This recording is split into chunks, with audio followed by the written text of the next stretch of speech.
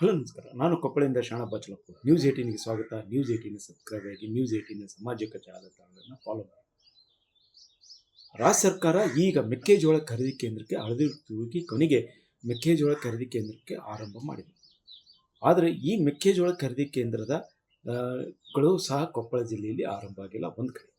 ಇನ್ನು ಜೊತೆಗೆ ಸರ್ಕಾರ ಏನು 2150 ರೂಪಾಯಿಗಿಂತ ಕಡಿಮೆ ಮೆಕ್ಕೆಜೋಳದ ದರ ಮಾರುಕಟ್ಟೆಯಲ್ಲಿ ಬಂದರೆ ಅದಕ್ಕೆ ಪರ್ಯಾಯವಾಗಿ 250ವರೆಗೂ ಗರಿಷ್ಠ 250ವರೆಗೂ ಸಹಾಯಧನ ನೀಡುವಂಥ ಒಂದು ಯೋಜನೆಯನ್ನು ಘೋಷಣೆ ಮಾಡಿದೆ.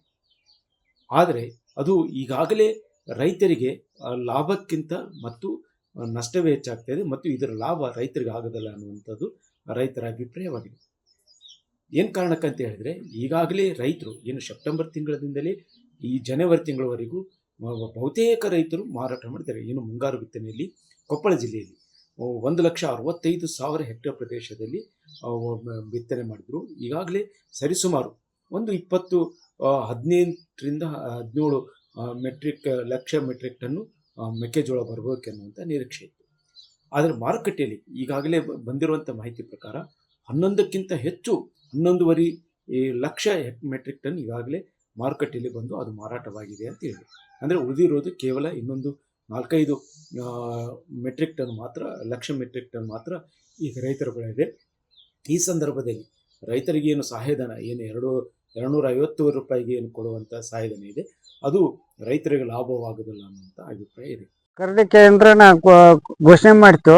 ಧಾರವಾಡದ KMF ಧಾರವಾಡದೊಳಗೆ ಒಯ್ಬೇಕಾಯ್ತು. ಉತ್ತರ ಕರ್ನಾಟಕದಾಗ ಇಲ್ಲೇನು ಕೊಪ್ಪಳ ಆಯ್ತು, ಬಿಜಾಪುರ ಆಯ್ತು, ಎಲ್ಲ ಅಲ್ಲಿಗೆ ಒಯ್ದು ಹಾಕ್ಬೇಕಂದ್ರೆ ಭಾಳ ಕಷ್ಟ. ಖರ್ಚು ವೆಚ್ಚ ಸೇರಿ ಏನಾಗತ್ತಂದ್ರೆ 1500ರಿಂದ 1600 ರೂಪಾಯಿ ಅಷ್ಟ ಉಳಿತೈತಿ. ಹೇರ ಬಾಡಿಗೆ, ಸಾಗಾಣಿಕೆ ಖರ್ಚು ಎಲ್ಲ ಖರ್ಚು ಹಿಡಿದ್ರೆ ರೈತರಿಗೆ ಏನು ಉಳಿಯಾಗಲ್ಲ.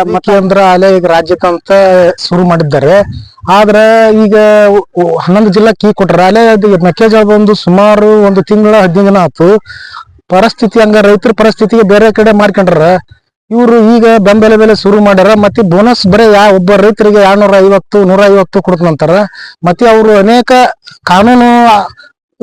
ಕಾನೂನನ್ನು ಕೇಳ್ತಾರ, ಮತ್ತೆ ದಾಖಲಾತಿ ಕೇಳ್ತಾರ ರೈತರಿಗೆ.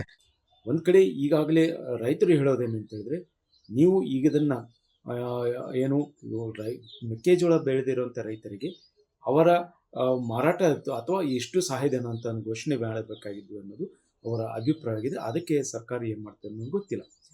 ಅದರ ಜೊತೆಗೆ ಕೊಪ್ಪಳ ಜಿಲ್ಲೆಯಲ್ಲಿ ಏನು ಈಗಾಗಲೇ ಏನು ಮಾರುಕಟ್ಟೆಯಲ್ಲಿ ಈ ಸದ್ಯಕ್ಕೆ ಕೊಪ್ಪಳದಲ್ಲಿ 1825 ರೂಪಾಯಿವರೆಗೂ ಸರಾಸರಿ ದರ ಇದೆ. ಅಂದರೆ 1600 1800 ಇದ್ದರೂ ಸಹ ಅದು ಸರಾಸರಿಯಲ್ಲಿ 1,825 ರೂಪಾಯಿ ಪ್ರತಿ ಕ್ವಿಂಟಲಿಗೆ ಮಾರಾಟವಾಗ್ತದೆ.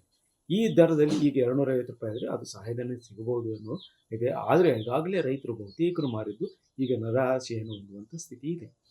ಇನ್ನು ಈಗಾಗಲೇ ಕೊಪ್ಪಳ ಜಿಲ್ಲೆಯಲ್ಲಿ ಏನು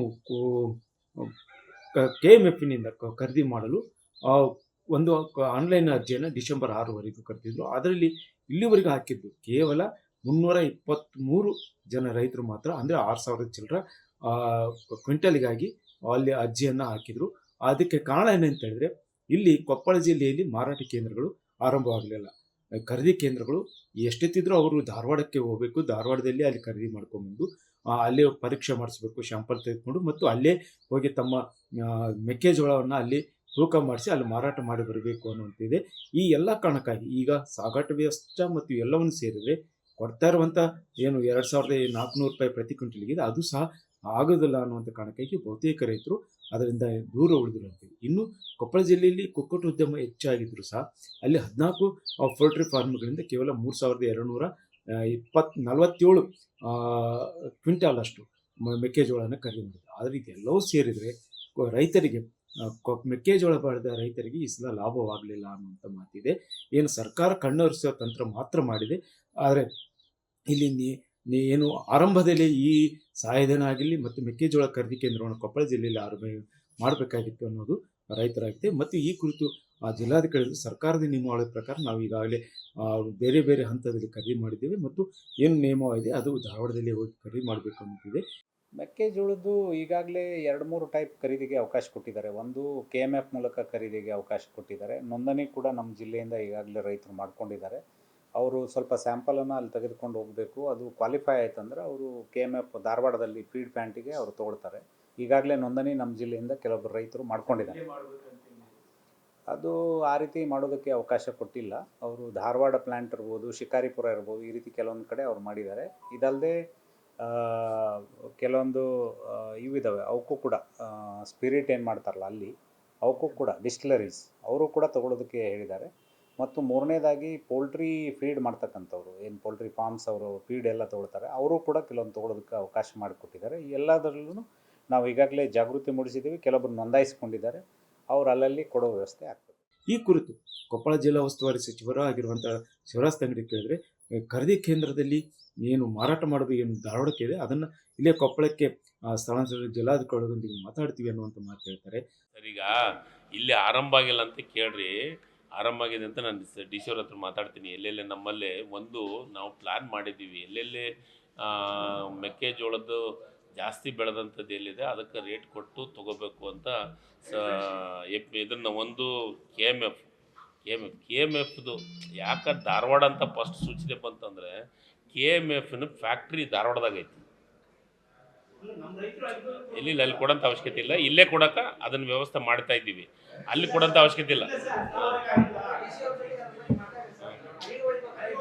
ಇಲ್ಲಿಲ್ಲ, ಈಗ ಅಲ್ಲಿಗೆ ಒಯ್ಯೋದನ್ನು ನಾವು ಚರ್ಚೆ ಮಾಡಿದ್ವಿ, ಮೊನ್ನೆ ಕ್ಯಾಬಿನೆಟ್ನೊಳಗೆ ಚರ್ಚೆ ಮಾಡೀವಿ. ಇಲ್ಲಿನೂ ಪ್ರಾರಂಭ ಮಾಡೋಕ್ಕೆ ವ್ಯವಸ್ಥೆ ಮಾಡ್ತೀವಿ. ಆದರೆ ಈಗಾಗಲೇ ಇದೆಲ್ಲ ಸಮಯ ಮುಗಿದಿದೆ. ಈಗಾಗಲೇ ಜನವರಿ ಇದೆ ಮತ್ತು ಬೇಸಿಗೆ ಆರಂಭವಾಗಿದೆ. ಇನ್ನು 2 ಬೆಳೆ ಬರುತ್ತದೆ. ಇಂಥ ಸಂದರ್ಭದಲ್ಲಿ ರೈತರಿಗೆ ಲಾಭ ಆಗೋದಕ್ಕಿಂತ ರೈತರಿಗೆ ನಷ್ಟ ಆಗ್ತದೆ ಮತ್ತು ರೈತರ ಹೆಸರಿನಲ್ಲಿ ವ್ಯಾಪಾರಿಗಳು ಲಾಭ ಮಾಡಿಕೊಳ್ಳುವಂಥ ಎಲ್ಲ ಸಾಧ್ಯತೆಗಳಿದೆ. ಈ ನಿಟ್ಟಿನಲ್ಲಿ ಸರ್ಕಾರ ಮುಂದಿನ ದಿನಗಳಾದರೂ ರೈತರಿಗೆ ಸಹಾಯ ಮಾಡಬೇಕಾಗಿದ್ದು ತೀರಾ ಅವಶ್ಯಕತೆ ಅನ್ನುವಂಥ ಮಾತುಗಳು ಕೇಳಿಬರ್ತದೆ. ಶರಣಪ್ಪ ಬಾಚಲಪುರ್, ನ್ಯೂಸ್ 18 ಕೊಪ್ಪಳ.